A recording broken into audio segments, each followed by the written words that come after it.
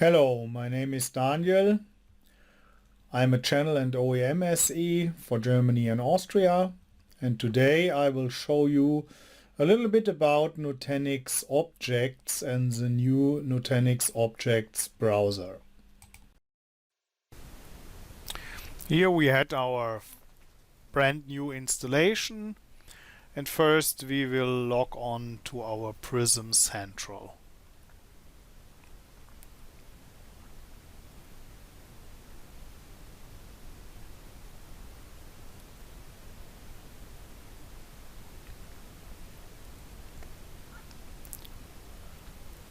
The main page for Prism Central, and here this is our cluster, and first we have to activate our objects.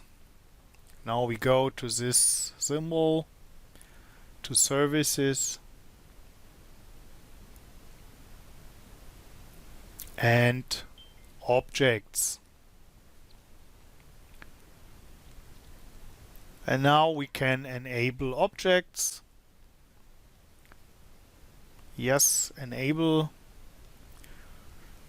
This needs a short time, some minutes.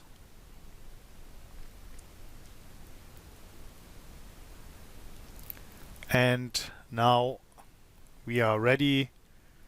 We had our objects enabled. Now we can create object stores. Enable objects took about 2 minutes. Now we can create object stores on this object installation. Now we can create our first object store.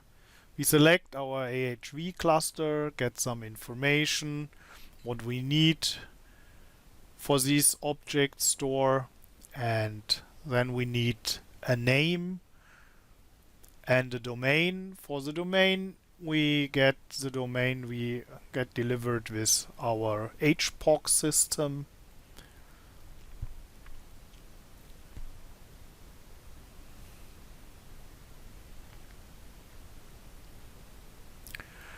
Now we can select the profile, one for 1,000 requests per second, the other for 10 or 20,000 requests per second. For us, thousands are enough.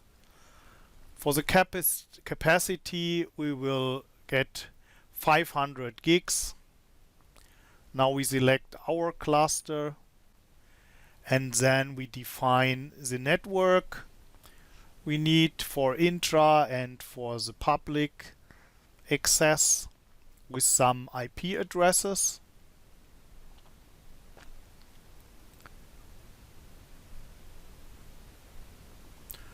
So you have to create these networks before.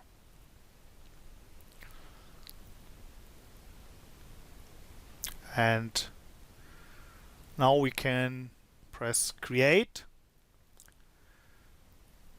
And this needs some time.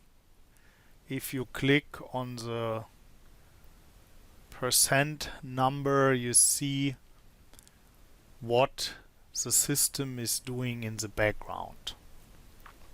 Starting with deployment, performing pre-checks, and so on.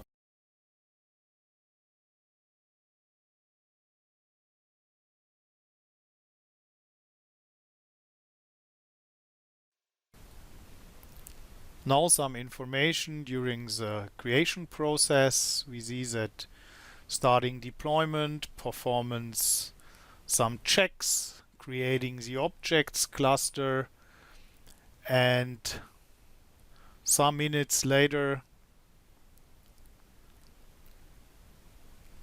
we see that now he has deployed some other tools like Zookeeper, the cluster manager, the metadata server, and hopefully in some minutes we are ready with our first object store.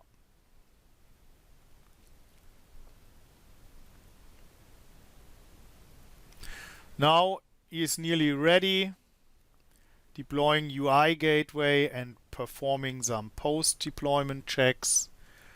And then we had our first object store created. Now we are ready and we can take a look on our object store. So here is our first object store, and here we see the URL and some informations we get later, and we can create our first bucket. Here we can take a short look on the left hand menu, but we have no data, so we have nothing to show because we had no buckets. So first we will create our first bucket. Buckets are for storing objects. Every bucket needs a name. So we set my first bucket. We enable versioning. And if we would, we can define the days after old versions will delete it. Also a complete life cycle policy for expiration of objects, but we will do nothing here. My first mistake, only lowercase allowed. So we will fix this.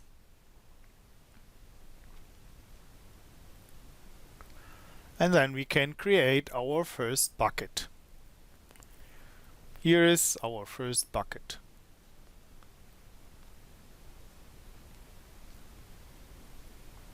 And for buckets, we can take some actions. We can update, delete, we can share, configure warm security, write once, read many. We can see all the properties of this bucket. And later we can see also performance and user access. Now we have to define who can work with this bucket.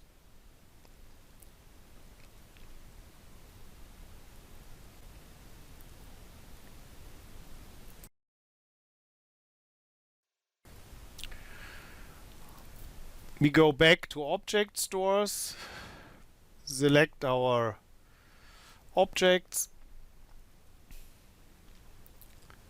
This is our bucket. Here's the summary for the bucket. And now we can create user access to this bucket. We select our first created user. Sorry, with email address. Here is our user we had created. And we select read and write access. After we clicking save, this user can now access our first created bucket. Now we can check if we can access our objects store during our Nutanix objects browser. We need this email address and we need minimum the version 3.1.1. We can open a new browser tab, insert the IP address from the object store and the name objects browser. Now we need our stored credentials, the access key and the secret key. Hopefully we save it. Save. And now we can copy and paste the access key and the secret key and log in. Success. Here is our first object store with the only bucket we have created. And now we can select files and put some files into this bucket. I have predefined some text files. Can upload this. This looks nearly like a file browser. You can add some more. Here we see the upload, and here are our new created objects in our bucket.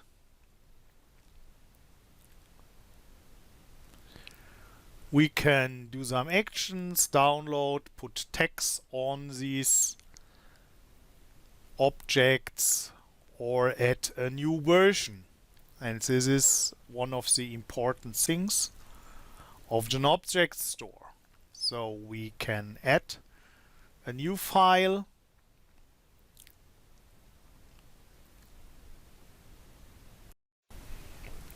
After we update our file, we can upload the updated version. System is uploading, and now we can see under actions and versions the two versions. This with a short 2 is the latest, and the other one is the original. And now we can download the version we want. I hope this short video gives you some information about Nutanix objects and the objects browser, and give you also some new ideas to talk to your customers.